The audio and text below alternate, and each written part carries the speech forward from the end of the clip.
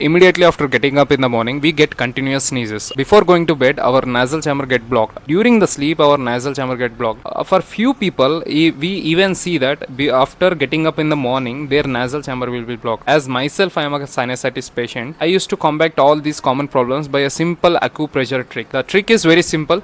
Stretch your hand and press each fingertip for at least for 1 minute and just release.